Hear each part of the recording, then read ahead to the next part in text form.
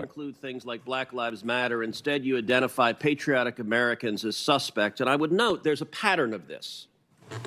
As you're aware, the National Association of School Boards asked the Attorney General to investigate parents as domestic terrorists under the Patriot Act. Now, it did so because it was upset about moms and dads coming to school boards and disagreeing with the policies of those schools. 5 days after that letter, the Attorney General sent a memo to you directing the FBI to target parents for investigation.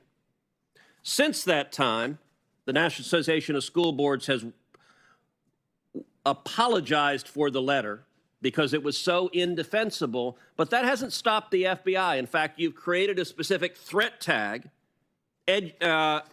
directed at parents. So let me ask you, how many moms and dads who have spoken up at school boards has the FBI interviewed or investigated since the memo from the Attorney General?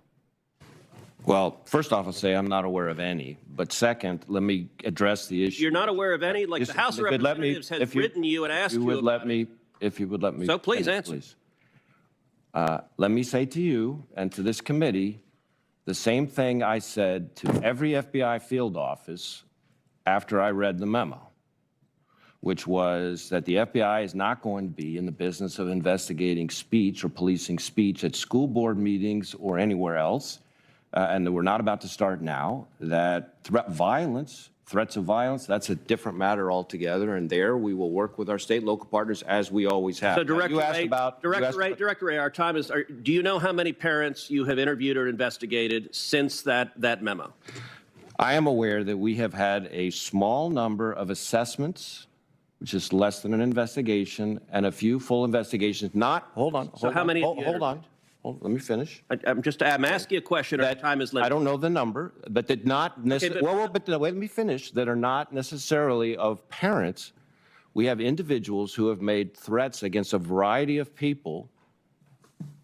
Sometimes school board officials, sometimes other people as well. Director Wray, I will point out the House of Representatives has sent you oversight letters detailing dozens of investigations under a threat tag directed at parents, moms and dads who G-men have come in because they spoke out against mask mandates or vaccine mandates or critical race theory, and suddenly the G-men show up. And this was after the Attorney General claimed it wasn't happening. And so the pattern, sadly, we've seen, you say you don't know how many there are. The follow-up will be I'll send you a letter, and you'll send back a letter that says I refuse to answer it. Let me give another example.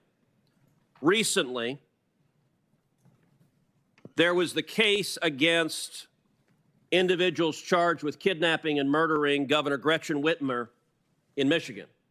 That case ended up an absolute debacle where the 4 people who went to trial, 2 of them were acquitted, 2 received mistrials. None of them were convicted on even a single charge, and the basis of the defense was entrapment, that the FBI, that paid enforcements for the FBI, had suggested and had incited the conduct. Let me ask you, how many FBI agents were disciplined or reprimanded after that disastrous case and the misconduct that led to every defendant being acquitted or having a mistrial on every charge? Senator, I can't comment on a personnel matter. I can tell you that that case, as I understand it, is now pending a retrial, as I understand it. Well, the special agent in charge of that case has now been sent to D.C., to the Washington, D.C. office, and now leads the investigation regarding January 6th. Is that correct? That doesn't sound right to me. That does not sound right. The name of the individual is Stephen D'Antuono. It was run out of the FBI Detroit field office. And by the way, I will point out that the lead investigator, Special Agent Track, are you aware that he was apparently fired for allegedly beating his wife after coming home from a swingers party, and he'd made multiple derogatory political posts about President Trump showing political bias? Are you aware of that? I am aware of, I think, the incident you're describing and action that was taken. Hey, guys, it's Rob Carson. With inflation at its highest level in 40 years and interest rates skyrocketing, your retirement plans are in danger. Well, our friends at American Hartford Gold can help show you how to protect your savings and retirement accounts by diversifying your portfolio with physical gold and silver. Yeah.